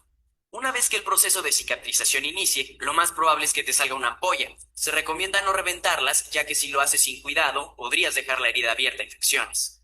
Si te duele y sientes que debes tronarla, hazlo con la ayuda de una aguja esterilizada y drena el líquido en su interior. Una vez que lo hagas, limpia muy bien la zona. Número 6. La próxima vez que te sangre la nariz, evita introducir trozos de cualquier material a modo de tapón. Tampoco se recomienda acostarse o inclinarse hacia atrás para evitar que la sangre gotee. Al hacerlo, lo único que conseguirás es tragar e inhalar sangre, lo que te hará toser e irritará aún más tu nariz. Lo primero que debes hacer es guardar la calma y sentarte. Aprieta suavemente la porción blanda de la nariz con tu dedo pulgar e índice durante 10 minutos. Es importante asegurarse de esperar el tiempo suficiente para que el sangrado se detenga. Si no, este podría volver con más fuerza. Número 5. Si algún día eres testigo de un accidente de tránsito, debes evitar trasladar o mover a las personas implicadas a menos de que estén en peligro de muerte. Como por ejemplo, que el vehículo se incendie o la persona se encuentre en una situación que amenace su vida, como por ejemplo que sufra de un paro respiratorio. Lo correcto es asistir a los accidentados, pero no intentar moverlos hasta que llegue la ambulancia. Es posible que después de la colisión, el herido haya quedado en una posición estable y al manipularlo podemos romper esa estabilidad. Esto podría causar fracturas, rotura de arterias y daños en la médula espinal. Número 4. Similar al caso anterior, jamás debemos de dar ni sacar nada del cuerpo de un accidentado. Esto incluye el no darle de beber ni de comer y mucho menos administrar ningún tipo de medicamento. Tampoco debemos extraer nada que se le haya clavado en el cuerpo o en la cabeza del herido. No importa si la víctima lo pide a causa del dolor, piensa que lo estás haciendo por su bien. Si le damos algo que pudiera ingerir, incluso agua, podemos estar dificultando las medidas médicas posteriores, como es el caso de la intubación. Y si extraemos algo que se haya quedado clavado, podemos ocasionar una hemorragia severa. Número 3. Los desmayos ocurren comúnmente. Cualquier persona puede desvanecerse en un segundo. Por ello, es importante saber cómo actuar si alguien cerca de ti se desmaya. Lo primero que debes saber es lo que no tienes que hacer. No trates de levantarlos ni rociar agua fría sobre su rostro. Esto solo agravará el espasmo. Lo primero que debemos hacer es restablecer el flujo sanguíneo al cerebro. Esto lo conseguiremos elevando sus piernas aproximadamente a 30 centímetros, ya sea con un cojín o un objeto cercano. Desabrocha collares, ropa o cinturones apretados. Esto mejorará la circulación y ayudará a que recupere el conocimiento. Es importante que no le des nada de comer o beber hasta que se recupere por completo. Número 2. ¿Frío o caliente? Estas son dos de las terapias más comunes para aliviar los dolores musculares o molestias en las articulaciones. El problema es que la mayoría de nosotros no sabemos cuándo usar una u otra. Por lo general, una lesión nueva suele causar una inflamación en la zona afectada, por lo que aplicar frío es mejor opción. Esto reduce el flujo sanguíneo y, por lo tanto, evita evita que se produzca una mayor inflamación y dolor. El frío es buena terapia para aliviar esguinces, golpes, dolores musculares y moretones de piel. En cambio, debemos aplicar calor cuando el dolor sea recurrente. El calor transporta sangre a la zona afectada, la cual suministra los nutrientes que el tejido necesita para sanar. También puede incrementar la flexibilidad de los tendones y músculos. Usa el calor cuando la lesión tenga algún tiempo o se presente con regularidad. Recuerda, lesión reciente, frío. Lesión recurrente, calor.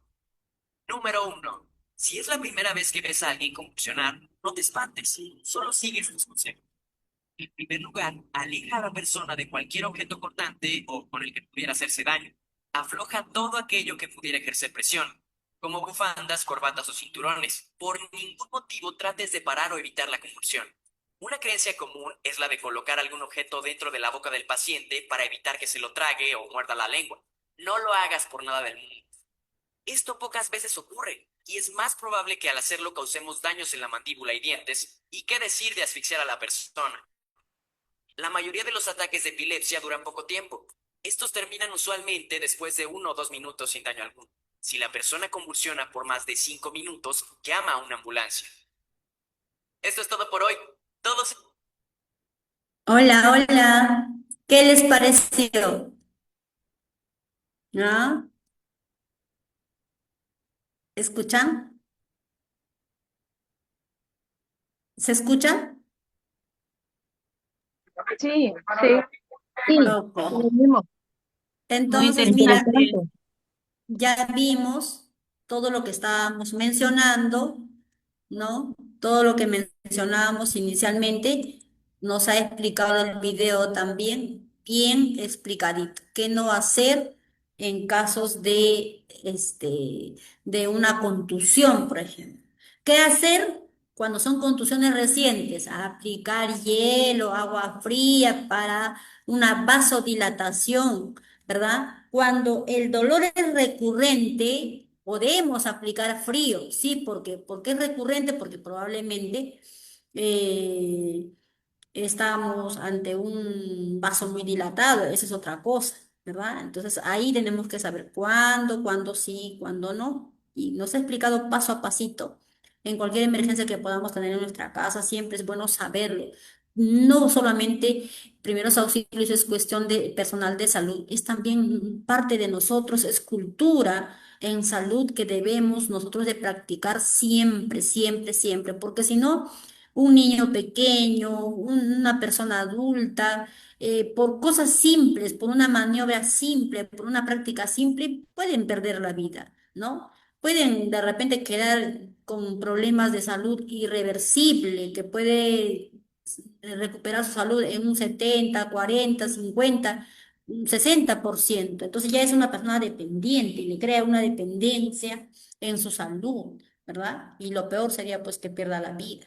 Tenemos que siempre saber qué hacer, ¿no? Entonces vamos a ver esta posición de lateral de seguridad que aplicamos, por ejemplo, cuando hay vimos al final el video de la convulsión, ¿no? Que personas que sufren de epilepsia, no tienen estos problemas de crisis siempre, e incluso la persona ni siquiera sabe que le va a dar, ¿no? Pero bueno, pues no vamos a, o sea, no, ponle algo en la boca, ponle algo que muerda. Sí ha pasado casos en que ellos mismos cuando no tienen nada ahí se han mordido la lengua, pero no debemos de hacerlo, porque muchas veces el paciente cuando termina de convulsionar, eh, le sale restos de comida por la misma presión, por la fuerza, tenemos que lateralizarlo, ver que no se ahogue pues con ese mismo flujo, ¿no? Y ese momento pasa, dura solamente segundos, ¿no? Dura, le va a pasar y después se quedan dormiditos, ni siquiera se acuerdan qué es lo que pasó, ¿verdad? Entonces, cuando hay una persona accidentada, tenemos que ponerle boca arriba, ¿no? Extender los brazos lo más cercano posible con nosotros, colocando la flexión a 90 grados, que estamos viendo aquí, lo lateralizamos, flexionamos la rodilla, ¿no? Para que pueda recibir atención oportuna. Ataques de epilepsia, que ya lo hemos visto, ¿no? Cómo debemos, en principio, mantener la calma, tranquilos, no nos vamos a desesperar, eso, solamente manteniendo la calma vamos a poder hacer un buen trabajo, Nosotros tranquilo, respiras, lo acomodas si está en ese momento en una silla y comienza a tener esos movimientos, ¿no? Inmediatamente asegura la cabeza, bájalo al piso, estírale la pierna, ponle algo en la cabeza para que termine de convulsionar. Y luego lateraliza la cabeza, ¿no? Lateraliza siempre la cabeza hacia un costado y solo va a pasar. No, no, y si hay algún objeto, como hemos visto, de repente tiene una corbata, tiene algo que esté presionando, ejerciendo presión sobre las arterias, lo dejamos, lo retiramos, todo eso, ¿verdad? Entonces siempre vamos a ver esa parte para nosotros poder ayudar a una persona que tiene estos tipos de problemas. La duración del tiempo de la crisis epiléptica es corta, ¿no? Se debe colocarla de lado, con cuidado, que ya hemos visto, coger la ropa, tenemos que esperar hasta que termine, ¿no? Y dejar en descanso hasta que se recupere. Se quedan dormiditos, bien dormiditos se quedan los pacientes con epilepsia, ¿no? No se dé ética, no sujetarlo, porque es que muchas veces nosotros en nuestra ignorancia actuamos así, todos somos ignorantes en algo, en nuestro desconocimiento, cuando pues esos movimientos son involuntarios y son desesperantes, y eso es verdad, entonces dice uno, no, agárralo, sujétalo, tú del pie, de la mano, agárralo duro, no hacer nada de eso. No, eso va a pasar, son momentos que van a pasar. Lo que sí tienes que hacer es colocarle una almohada en su cabecita para que con esos movimientos quizás no se golpee, no se lastime y ponerle de costadito la cara, ¿no? Lateralizar la cabeza, ¿verdad? Entonces tenemos que no introducir nada de cuerpos extraños en la boca, no es necesario, ¿no? Ni respiraciones boca a boca, ni nada por el estilo, son crisis convulsivas que van a pasar, ¿no? No le vamos a dar medicamentos, ni agua, ni nada por eso. No hacer nunca durante un ataque epiléptico estas cosas, jamás de los jamases. Bien, ¿qué nos dice el último tema? Cuida tu vida, piensa en tu familia siempre, ¿verdad? ¿Tienen alguna consulta? A ver, ¿qué nos dijo? A ver, ¿quién no? Acá tengo, voy a leer sus mensajitos, pueden activar sus audios para que puedan participar. Acuérdense que todo esto este es un aprender mutuamente, todos los días se aprende y es parte de eso y me gustaría pues que todas las personas sepan primeros auxilio para que así de alguna otra forma contribuyan a ayudar a su familia, ¿no? Jesús nos dice, disculpe, mira, Quispe, estoy usando ¿qué estás usando? A ver, vamos a ver, espera. Estoy usando laptop de mi hijo. Ah, ok, ok. Muy bien. José William Fernández, te escuchamos. Solamente para recalcar con lo que dijo de las convulsiones, licenciada, también hay que tener en cuenta de que a la hora de inmovilizar al paciente, saber de que hay algunos, personas de que ellos tienen medicamento o ellos ya tienen alguna medicación. Y en estos casos siempre llamar o consultar a la persona indicada o a su familiar para ver cuál es el tipo de medicamento que está consumiendo. Nada Muy más. bien, gracias José William, siempre es un gusto escucharte. Claro, claro que sí, porque mira, probablemente es un paciente medicado, como también en nuestra existencia nos vamos a encontrar con que algunas personas no son medicados, ¿verdad? Entonces es muy importante siempre cuando tengamos el contacto con la familia preguntarle pues si el paciente ha sido medicado, es medicado o no es medicado, porque también yo he encontrado pacientes que no sí sabían que tenían que tomar su pastilla, pero lo tomaban de manera esporádica. Sí, cuando se acordaban, o sí, ya no era necesario, lo dejaron el tratamiento, ¿no? Entonces, muy importante saber eso. Esmeralda Soledad, te escuchamos. Bienvenida. Sí, mis buenos días. Quisiera saber una consulta respecto a la vía aérea y control cervical. En la apertura de la vía aérea, ¿no? Que es la maniobra de extensión de la cabeza, en este caso, sabía mostrar las imágenes, no me quedó muy claro si se le tiene que abrir la boca para revisar o solo mantener el mentón, bueno, la boca cerrada y elevar el mentón y ver, pues, ¿no? Si se siente algún cuerpo extraño. Ah, ya. Sí, mira, no. Lo que nosotros hacemos es acomodar, acondicionamos la zona, acomodamos al paciente recto, ¿no? Si necesita collarín, pues se coloca, si fuera necesario, y si no, la gran mayoría de veces no, ¿no? Tienes que colocar recto y levantamos aquí, levantamos el mentón, bajamos aquí, mira, la barbilla para abrir la boca, ¿no? Una vez que uno levanta, bajas, abre, ¿verdad? Abre y se puede visualizar el cuerpo extraño, pero no es que vamos a meter el dedo, nada de eso, ¿no? Simplemente levantamos todo el mentón, una vez que esté recto, bien echado para atrás, vamos a bajar aquí para visualizar el cuerpo extraño, nada más, no vamos Si a en ese meter. caso, si en ese caso estuviera, habría un cuerpo extraño, se hace el RCP, es eso, ¿no? Pero si llegamos a, si vemos que está accesible a poder sacarlo, lo sacamos. Eso lo mencionamos. Claro, eso sí, porque mira, cuando de repente nosotros para hacer el RCP, lo primero que tenemos que hacer es, ¿no? Acomodar siempre y ver si no hay cuerpo extraño. Y si no hay, comienzas a hacer el RCP y resulta que en dos, tres comprensiones o llegas a las 30 comprensiones, ya el cuerpo extraño se visualiza, ¿no? Algunos pueden tener una expulsión completa y algunos solamente está ahí, ¿no? Ha ocurrido, por ejemplo, la normativa dice, agarras una pinza y retiras el cuerpo extraño, pero si es un cuerpo extraño que no va a causar cortes, como la espina que hemos visto del pescado, por ejemplo, si es una espina de pescado, vamos a intentar jalar, no, porque vamos a ver si es una sola espinita o son varios, no sabemos, ¿no?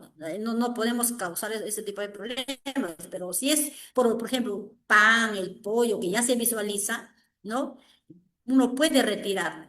Algunas veces, mira, ha ocurrido que la normativa dice una cosa, de que agarras una pinza y la retiras, pero ¿qué sucede si no hay pinza? Incluso me ha tocado el dedo meñique, ¿no? Ingresar, ver que el cuerpo extraño está con un solo, ahí salió el cuerpo extraño. Es una belleza, pero muchas veces no se logra, ¿no? Pero es parte de, sí, se puede hacer eso. Gracias. ¿Qué más? José Antonio Sí, dice, ¿por mil qué una gracias. persona que ha convulsionado no debe realizar la maniobra frente a un mentón?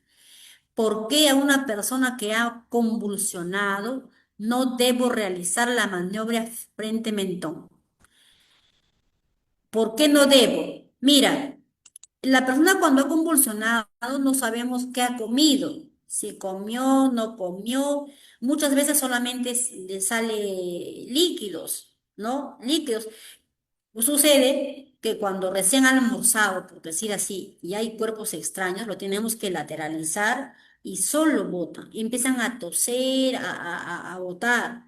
No es lo mismo que tener un paciente que tiene un atragantamiento total o parcial. Ustedes han visto en el video, y yo les explicaba más adelante antes, hay tipos de asfixia por cuerpos extraños que pueden ser total o parcial. Cuando es parcial, la persona tiene la oportunidad de pedir auxilio, pero cuando es total, inmediatamente pierde conciencia. Entonces, si yo voy a hacer el RCP, puede salir el cuerpo extraño, como no también, ¿verdad?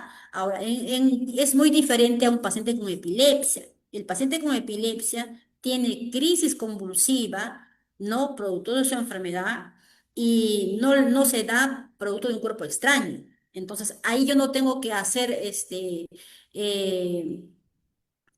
esa maniobra de frente mentón y sacar el cuerpo extraño, ¿no? Solamente lateralizarlo, a menos que haya comido recién y tiene una crisis convulsiva. Pero si no, no hay problema, ¿verdad? Esa es una diferencia de un tratamiento a una crisis epiléptica convulsiva que se puede dar en cualquier momento, ¿sí? Muy bien. ¿Alguien más? ¿Alguien más, chicos?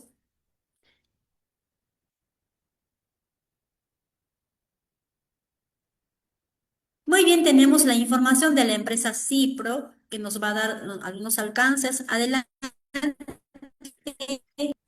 Sí, licenciada, buenas tardes, participantes, ¿qué tal?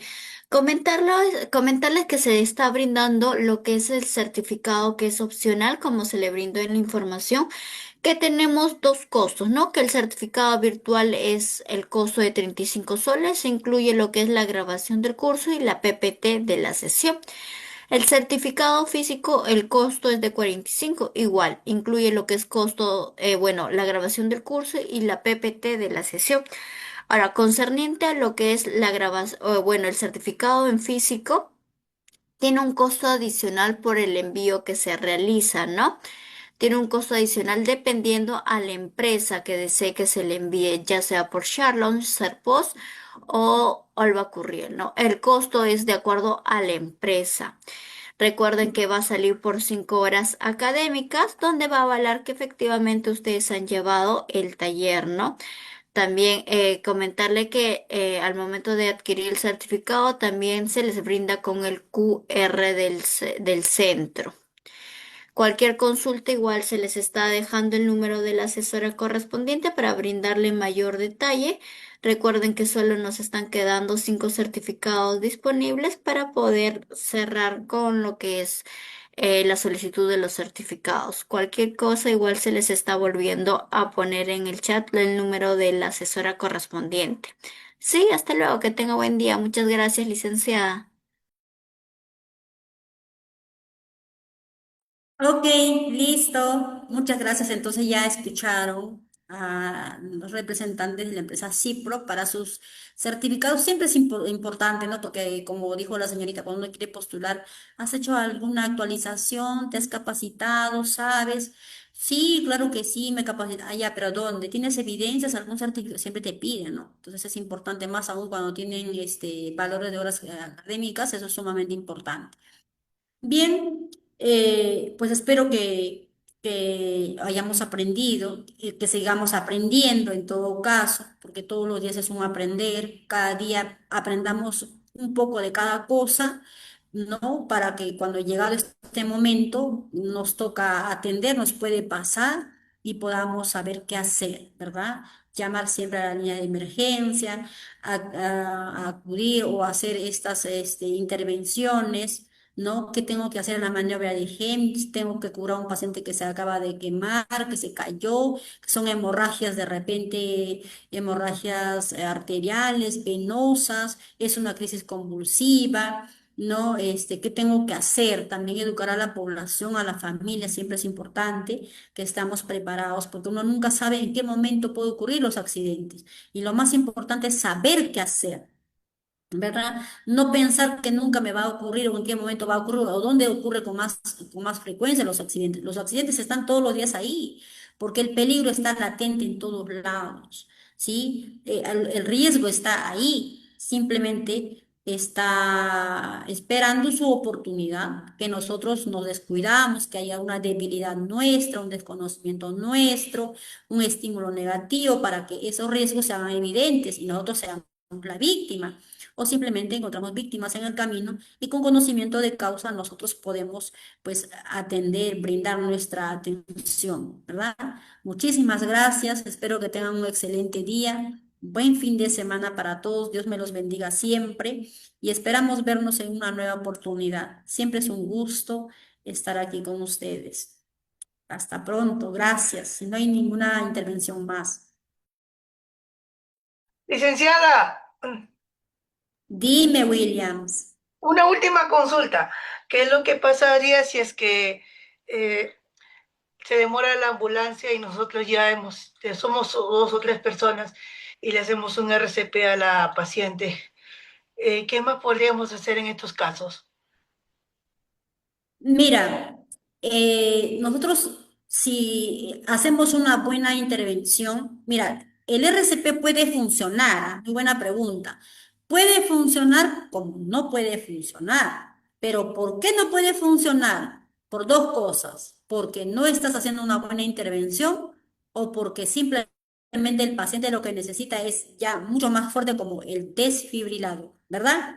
Entonces, ¿qué sucede? Que nosotros tenemos que inmediatamente llamar a la línea de emergencias, pero se va a demorar. Tratar de ver qué estoy haciendo mal. ¿Estoy haciendo bien? ¿Estoy haciendo mal? ¿Qué estoy haciendo? ¿No? Igual mantener siempre nuestra atención hasta que llegue la línea de emergencia, buscar otros medios de ayuda o simplemente inmediatamente llevar al paciente al centro de salud más cercano, porque probablemente yo ya llamé al bombero, yo llamé a SAMU, yo llamé a la policía, al serenazgo, a lo que esté más cerca, ¿verdad? A lo que esté más cerca. Ahora, pero si yo no estoy verificándome cuenta que yo tengo un centro de salud mucho más cercano, pues inmediatamente lo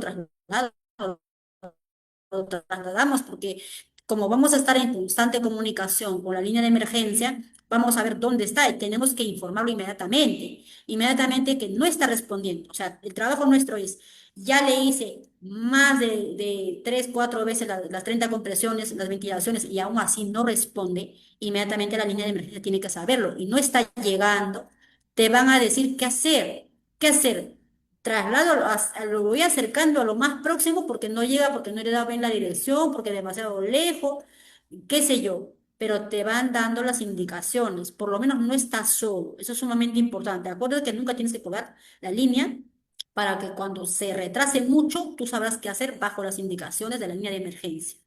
Ahí ya por lo menos te vas a deslindar de responsabilidades.